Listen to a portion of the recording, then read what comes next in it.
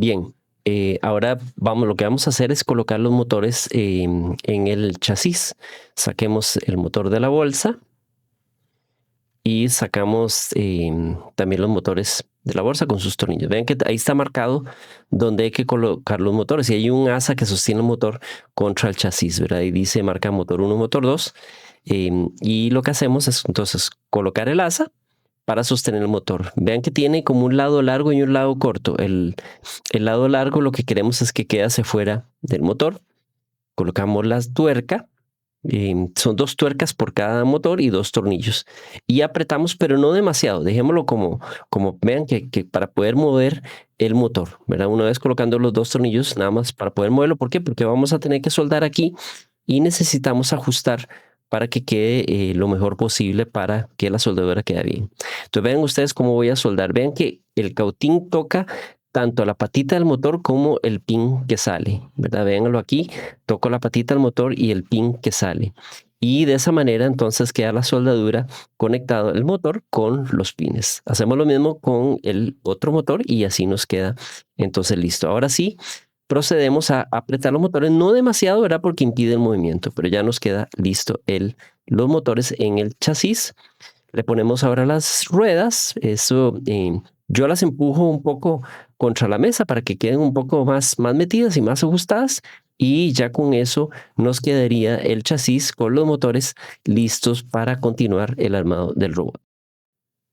Ahora lo que vamos a hacer es colocar los cables. Estos cables jumper, ¿verdad? Necesitamos 6 para conectar aquí y necesitamos 2 grupos de 2 para conectar los motores, ¿verdad? Esos se conectan aquí, hay 2 conectores que dice motor 1, motor 2.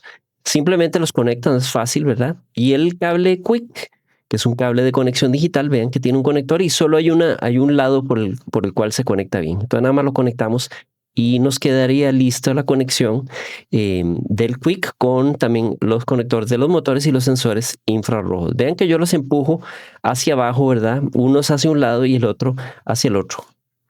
Vamos a entonces ahora hacer, este es el sensor de colores y lo que necesitamos es soldarle unos cables aquí. Entonces necesitamos 4 cables que vamos a separar del grupito. Esos cables necesitamos cortarlos aquí. Los cortamos y eso es lo que vamos a meter en cada uno de los anillos del sensor de color, ¿verdad? Ven que dejamos un lado con el conector DuPont y el otro sin el conector. Metemos los cables. Yo lo que hago es meterlos y empujarlos como hacia un lado para poder soldarlos rápidamente. Los coloco, ¿verdad? Me ayudo con un sostenedor y vean que lo que hago es calentar tanto el anillo como el cable de cobre para que la soldadura quede metida como en el hueco. Vean que queda como pequeños volcancitos brillantes. Eso quiere decir que la soldadura quedó bien. Y listo, ¿verdad? Entonces nos quedó soldado el sensor de color. Y lo que hago es cortar los excesos de cable, ¿verdad? Que me quedaron para que no vayan a hacer un cortocircuito. Y quedó listo el sensor de color. Ahora vamos a conectar el ultrasónico. Este ultrasónico vean que tiene 5 pines. Solo vamos a ocupar 4. Vean que ese de out en realidad no lo vamos a ocupar. Solo ocupamos CC, trigger, eco y ground. Entonces ocupamos solo 4 cables que los separamos también del grupito y simplemente los conectamos como corresponde. Vean que el único que quedó sin cable es el de out.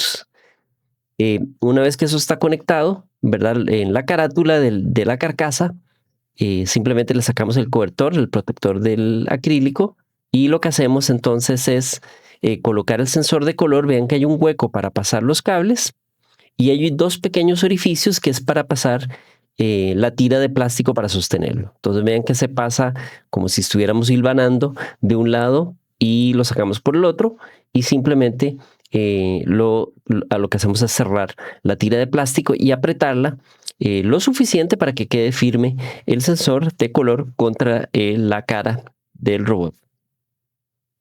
Ahora lo que hacemos también entonces es el sensor ultrasónico. De una vez lo metemos, vean que lo meto con los cables hacia abajo, ¿verdad? Yo le pongo un tape negro que ahí lo pueden ver para sostenerlo mientras tanto, ¿verdad? Entonces ahora vamos a armar la carcasa. Esta es la parte de arriba. Lo que hacemos es quitarle todos esos cobertores del acrílico. Ahora lo que vamos armando es todo lo que va encima del chasis. Entonces ven que se arma ahí 2 orificios y simplemente con la tira de plástico. Yo no lo aprieto mucho inicialmente para poder dejar todas las piezas listas conectadas y después colocarlas en el chasis. Entonces ahora vean, voy a colocar los lados. Igual le pongo la tira de plástico. Vean que tiene los orificios ahí, ¿verdad? Entonces simplemente es deslizar la tira de plástico en cada uno de los lados. Vean que es igual, lo que hago es primero armar la parte de arriba de la carcasa y cierro las tiras de plástico. Sin embargo, no las aprieto mucho para que todavía se pueda mover la pieza en la parte de la carcasa. Vean que hago lo mismo a los 2 lados, vean que queda abierto así. Y esta es la parte de atrás, que de la misma manera, ¿verdad? En los 2 orificios, lo que hago es colocar la tira de plástico, no la aprieto mucho y ya me queda toda la cubierta como abierta, que me permite meterla mucho más fácil al chasis. Entonces en el chasis ven que hay estas 2 piezas de acrílico que hay unas ranuras en el chasis que entonces van insertadas esas 2 piezas de plástico. Eso me permite después sostener mejor la batería. Y lo que hago, ven que hay unas ranuras también en la parte de arriba de la carcasa. Bueno, paso los cables por el hueco de ahí del lado para que me sea fácil, y esas ranuras es lo que encajan con esas 2 piezas de plástico, ¿verdad? Que queda como un sándwich y se sostienen tanto arriba como abajo. Igual lo que hago es ahora sí empezar a apretar las tiras de plástico. Me aseguro que los cables pasen por el lado, no queden atrapados, ¿verdad? Por la tira de plástico. Aprieto ya ahora sí estoy apretando todas las tiritas que había dejado sueltas.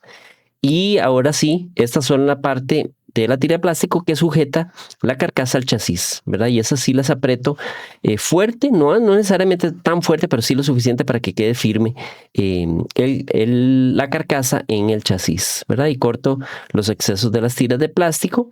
Lo mismo hago aquí con la parte de atrás.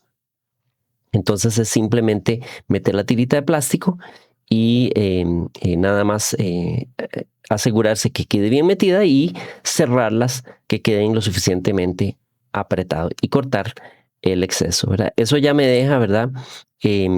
La carcasa unida al chasis del robot, y vean que los cables quedan hacia los lados para facilitar la conexión con el microcontrolador. Vean que ahí los paso por un orificio y vean los de adentro, quedan acostados hacia el lado para que no interrumpan, porque hay que meter la batería por ahí. Bueno, una vez que tengo eso, voy a sacar el microcontrolador, que lo tengo que colocar sobre el robot. Vean que solo voy a usar, en este caso, 2 tornillos. Vienen 4 tornillos para colocar, pero solo 2, ¿verdad? Aquí vean que son estos cruzados, este de aquí y este de acá. Y dejo sin tornillo los otros, porque ahí le voy a meter unos standoffs de 2 centímetros que vienen también en el paquete, ¿verdad? Eso es para sostener la plaquita, una plaquita de acrílico que viene extra, que es donde va a ir el código Heroku, ¿verdad? Y entonces por eso necesitamos esa plaquita ahí. Entonces lo que queda ahora es hacer las conexiones, que eso se los dejo en el GitHub, las instrucciones para las conexiones, porque aquí sería muy complicado, ¿verdad? Una cosa que sí hago una vez que está todo conectado es usar las tiras de plástico que me quedan para sostener los cables hacia los lados, para que cuando inserte la batería no vayan a impedir que pase la batería o se desconecten por estar empujándolos con la batería. Y lo que queda entonces es colocarle esta cubierta, que es donde va el código Heroku, para también con los 2 tornillos que nos quedan de forma cruzada, colocamos los tornillos, no hay que apretarlos demasiado, y nos queda entonces listo el robot. En ese espacio va el Heroku y queda firme. Tienen que sentirlo, que esté firme, ¿verdad? Que no se desarme ni nada de eso. Queda bastante sólido. Y así nos queda entonces el Zenfobot listo para utilizarlo.